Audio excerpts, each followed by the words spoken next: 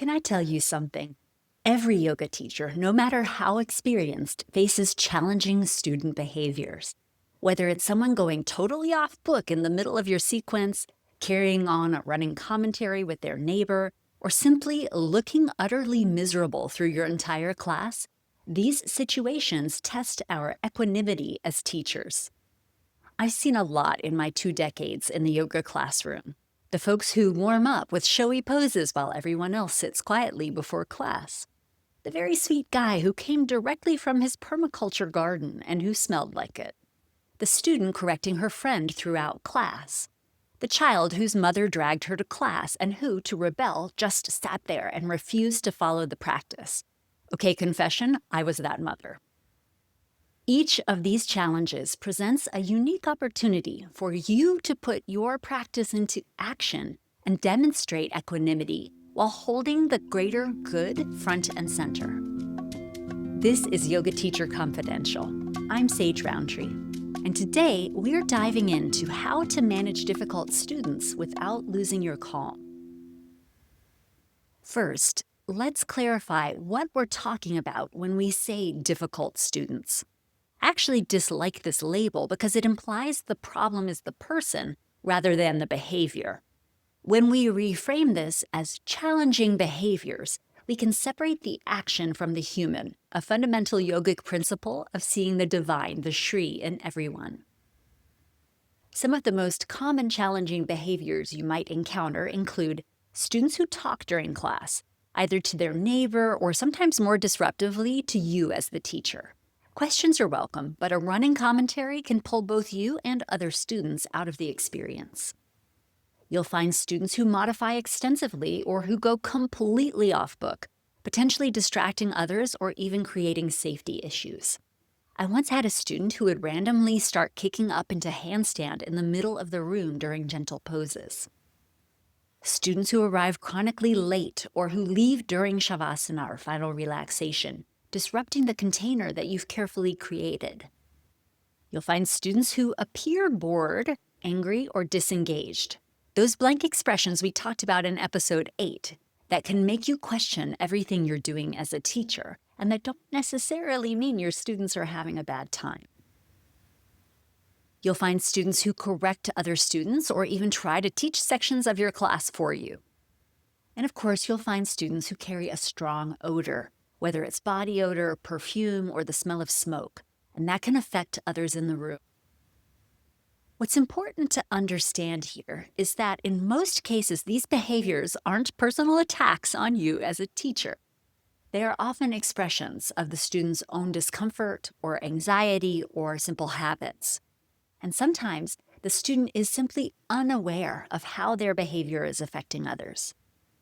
So before we talk about how to handle these situations, it's crucial to recognize that managing difficult behaviors starts with managing our own reactions.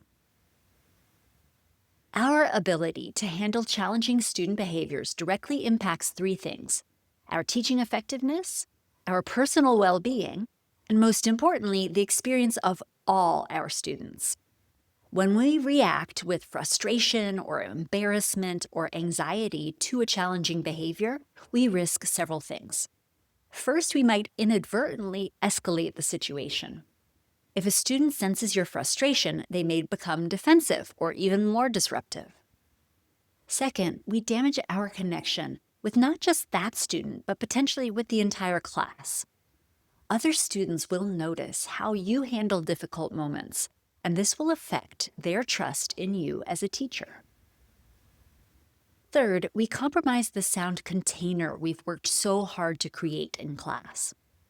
The yoga classroom should be a place where all students feel they can explore and grow without judgment. When we visibly lose our cool with one student, we signal to everyone that the space may not be as safe as they thought. But the implications go beyond the immediate classroom experience. As teachers, we're modeling the very principles that yoga offers us: equanimity, compassion, and non-reactivity. When we respond to difficulty with grace, we're not just managing a situation, we are embodying the practice. This doesn't mean we should tolerate all behaviors or never set boundaries. In fact, setting clear, kind boundaries is one of the most compassionate things we can do. It protects both the individual student and the group experience. And here's where the host mentality we discussed in the last episode comes in handy. As the host, you have not only the right, but the responsibility to ensure everyone has a positive experience. Just as you wouldn't let one dinner guest monopolize the conversation or make others uncomfortable, you have the authority to address behaviors that disrupt the class. The real art is learning how to do this with skill and compassion in a way that preserves everyone's dignity, including your own. Let's get practical. Here's how to handle some of the most common challenging behaviors you might encounter in your yoga class. First, prevention is always better than intervention. Many issues can be avoided by setting clear expectations at the beginning of class. This starts before your student is even physically present at the studio.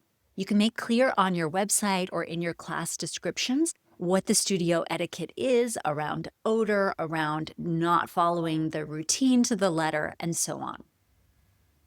When class starts, in your welcome, mention any studio policies about cell phones or talking or coming and going during class.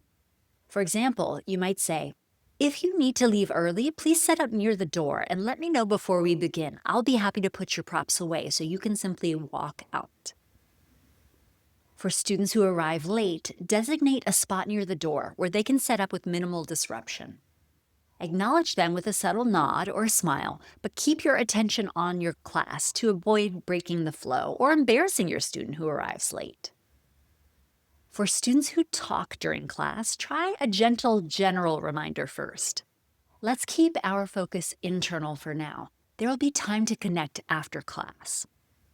Sometimes when I work with teams of young adults, like the football team, I use this yogic way of saying, "Zip it." Close your mouth and breathe through your nose. Sometimes I have to repeat it a few times. Close your mouth and breathe through your nose. Close your mouth and breathe through your nose, Greg Little. If that doesn't work, and if talking is disrupting your student's experience, you might need to address it more directly after class. I noticed there was a lot of conversation during practice today. I'd love for everyone to have the experience of going inward during our time together. For students who go off-piste with their practice, it depends on the situation. If they're simply doing a different pose and not disrupting others, let it be. They may have physical needs or mental needs or emotional needs you're unaware of. But if their modifications create safety issues or disrupt the class, you might say something like, "I notice you're exploring some variations. For safety and space reasons, I'd like to suggest, insert alternative here, during this part of class." For students with strong odors, this requires sensitivity. It's usually best to have this conversation privately after class. You might say, "I wanted to check in about something delicate. I've noticed a strong scent during class that might be affecting others. Could we brainstorm some solutions together?" Involving the student in finding a solution can make it feel like a collaborative problem-solving adventure and not cruel judgment. For the chronically disengaged student who never seems to enjoy class, try connecting with them before or after class. Ask open-ended questions like, "How was the practice for you today?" Or, "Is there anything you'd like to see more of in class?" As we explored in episode 8 of this podcast, though, sometimes what looks like disengagement is actually deep concentration. But other times, the student might need something different than what you're offering. They may even need to be directed toward a different class. In all these situations, timing matters. Minor issues can often wait until after class. Major disruptions may need immediate attention, but try to handle them discreetly to avoid embarrassing the student or disturbing the class. Your tone is equally important. Stay neutral, stay calm, and stay kind. Frame your comments as observations and requests rather than as criticisms and directions. "I noticed that," or "would you be willing to?" tends to be received better than "you need to" or "you shouldn't." And remember, sometimes the wisest response is no response at all. Not every behavior needs correction. Ask yourself, is this behavior actually harmful or just different from what I expected? Is it affecting others or is it just bothering me? The goal isn't to control your students, but to create a space where everyone can practice safely and with minimal distraction. For truly difficult situations, like a student who becomes confrontational or refuses to respect boundaries, don't hesitate to involve your studio manager or studio owner. That's what they're there for. And some situations require support beyond what you can provide in the moment.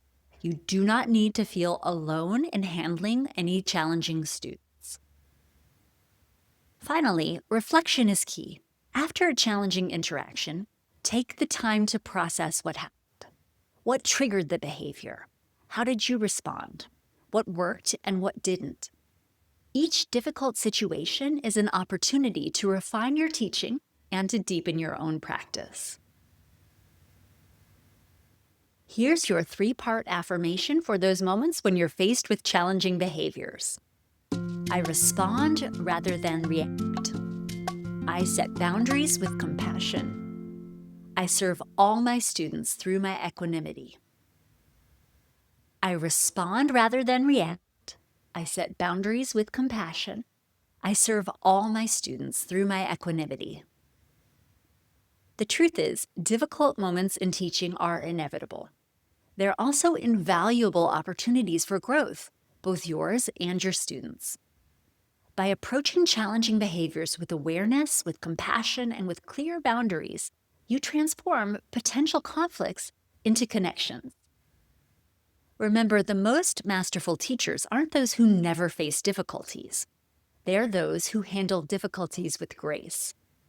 Your students will forget exactly what pose you taught or precisely what you said, but they will remember how you made them feel and how you responded when things got tough. Next time you encounter a challenging behavior in your class, take a breath before responding. Remember that what looks like resistance or disruption might be a call for connection or an expression of discomfort. Approach with curiosity rather than judgment. And know that your capacity to maintain your center amidst difficulty is one of the most powerful teachings you can offer, far more impactful than any perfectly sequenced class. If you'd like to hear more about handling the unexpected, join me for a live call called Handling the Unexpected, when students struggle, resist, or challenge you, where we can discuss how to handle classroom management and these delicate issues. It's scheduled for Thursday, May 15th, 2025 in The Zone, my free community for yoga teachers. You can RSVP at the link in the show notes or visit comfortzoneyoga.com to sign up. When you do, you'll also get access to a private podcast that includes replays from all my free community calls. So if you can't make it live, you can catch up. Meanwhile, thank you for listening to this podcast, Yoga Teacher Confidential. I'd love to hear your experiences with challenging student behaviors and how you've handled them. You can hit me up in The Zone, reach me at sagerountree.com, or on social media at sagerountree with no letter D. Remember, I respond rather than react. I set boundaries with compassion. I serve all my students through my equanimity. Thanks for being here. I'm Sage Rountree, and I'll see you next time.